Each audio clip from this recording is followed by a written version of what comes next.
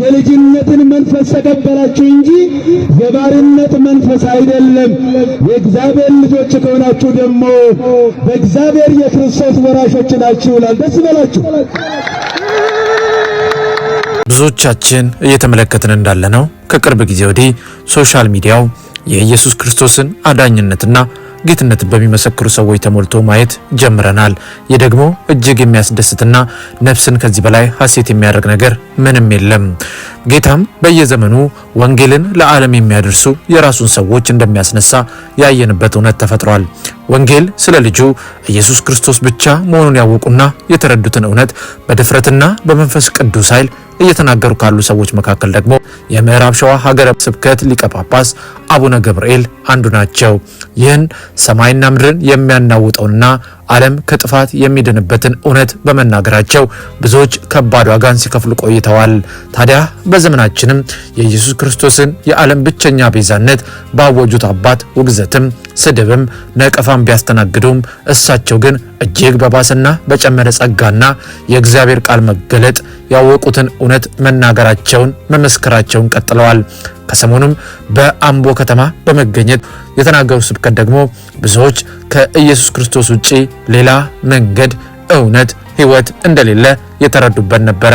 እስቲ ቪዲዮን ተመልክተን እንመለስ። የልጅነትን መንፈስ ተቀበላችሁ እንጂ የባርነት መንፈስ አይደለም።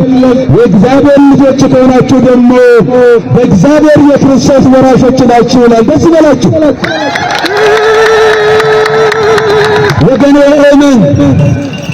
የእግዚአብሔር ልጆች እንደሆኑ ሕያው መንፈስ ቅዱስ ለነፍሳችን ምስክር ነው ይላል። ማን ምስክር ነው ይላል? ተናገሩ። መልአክ ምስክር ነው አይልም? ነቢይ ምስክር ነው አይልም? ሐዋርያ ምስክር ነው አይልም? ግለሰቦች፣ ቡድኖች፣ ማህበራት ምስክር ነው አይልም? ይልቁንም ያ ሕያው የሆነ ቅዱስ የሆነ ሕያው መንፈስ ቅዱስ የእግዚአብሔር ልጆች እንደሆኑ እሱ ለነፍሳችን ምስክር ነው። እሱ መንፈስ ቅዱስ የመሰከረለት ደግሞ በፀሐይ ወጣ ነው። ልጅ እኮ ወራሽ ነው ወገኔ፣ ወራሽ እኮ ነው ልጅ። ልጅ ወራሽና የምስር ተካፋይ ነው። ይገባችኋል? የምለው ነገር ይገባችኋል? እስኪ ቤታችሁንና ንብረታችሁን የሚወርሰው እናንተ የወለዳችኋቸው ልጆች ናቸው ወይንም በሰራተኛነት የቀጠራችኋቸው ወገኖች? ማን ነው ወራሹ? ንገሩኛ። ማን ነው ወራሹ? አዎ ልጅ ወራሽ ነው። እኛም የእግዚአብሔር ልጆች ነን። ስለዚህ የመንግስቱ ወራሽና የምስጢሩ ተካፋዮች ነን። ይህንን ያገኘነው በአብ በወልድ በመንፈስ ቅዱስ ስም በመጠመቃችን ነው። ክብርና ምስጋና ለአምላካችን ነው። እኔ አምናለሁ ታላቁ ማይተም ኢየሱስ ክርስቶስን ማመኑ ብቻ አይደለም ማወቅም ያስፈልጋል። እወቁት።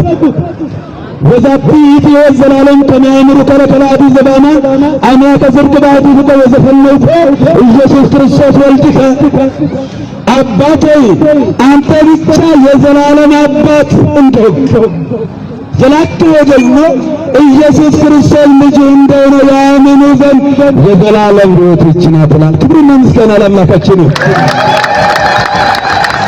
የዮሐንስ ወንጌል ምዕራፍ 17 ቁጥር 3 ላይ የምናገኘው ታላቅ ቃል። አዎ ኢየሱስ ክርስቶስ የእግዚአብሔር ልጅ ነው የሚል ይድናል።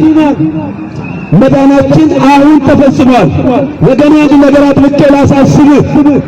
ኢየሱስ ክርስቶስ ጌታ የሚለው የኢትዮጵያ ኦርቶዶክስ የጠራ ቋንቋ ነው።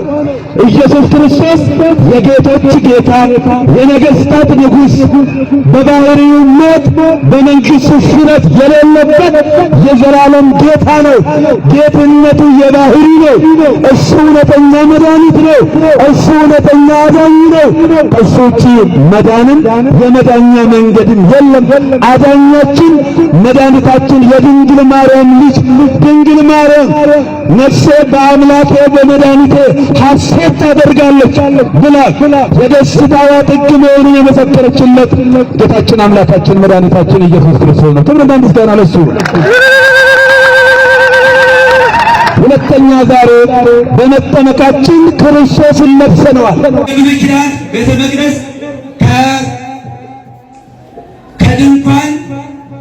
ከድንኳን ወደ ሕንፃ የተለወጠች ነው። ነገር ግን የአዲስ ኪዳን ቤተ ክርስቲያን የተገለጠች መለኮታዊ መንግስት እንጂ ግለሰቦች ተሰብስበው የሰሯትና ያቋቋሟት አይደለችም።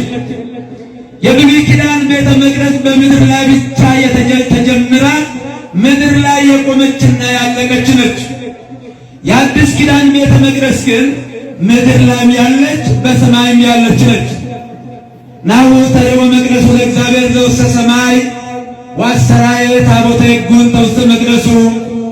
እነሆ በሰማይ ያለው የእግዚአብሔር መቅደስ ተገለጠ፣ የእግዚአብሔር ታቦትም ታየ ይላል። ታቦት ማለት ቅድስት ምእመን ነች። ከናፉ ያቺ የብሉይ ኪዳን ቤተ መቅደስ የተወሰነ የዘር ሐረጉ ከእስራኤል የሚመዘዝ ብቻ ነው የሚገባባት። ኢይግባ ሞዓባዊ ወአሞናዊ እስከ ራብዕ ወሣልስ ትውልድ፣ ሞዓባዊና አሞናዊ እስከ ሦስተኛ ትውልድ አይግቡ፣ ክልከላ ያለባት።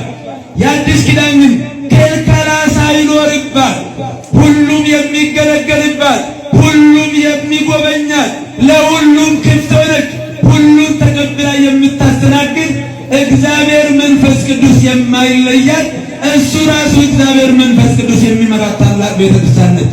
እቺን ቤተክርስቲያን ስለሰጠን አምላካችንን እግዚአብሔርን እናመሰግናለን። ዲሁ ሚዲያ ቤተሰቦች በቪዲዮ ላይ እንደተመለከታችሁት እንግዲህ ሊቀ ጳጳስ አቡነ ገብርኤል የተናገሩት መልእክት እጅግ ኃይልና በመንፈስ ቅዱስ የተሞላ መልእክትን ለብዙዎች ማድረስ የቻለ ሆኖ አግኝተነዋል።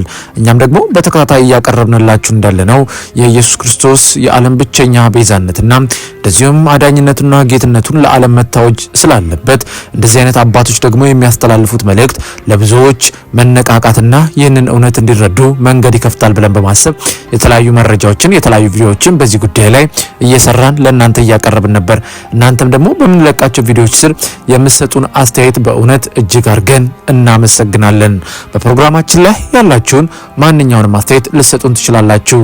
እንደዚህም ደግሞ የምንለቃቸውን ቪዲዮዎች ላይክ እና ሼር በማድረግ ለሌሎች ወንጌልን ላልሰሙ ሰዎች እንዲደርሱ እንድታደርጉ እያለን እናንተም ደግሞ የምንለቃቸው ቪዲዮዎች በፍጥነት እንዲደርሷችሁ ቻናላችንን ሰብስክራይብ በማድረግ ቤተሰብ እንድትሆኑ እያለን አምናችሁና ፈቅዳችሁ ደግሞ ከ13000 በላይ ሰብስክራይበር እንድንደርስ ስላገዛችሁን ምስጋናችን ላቅ ያለ ነው።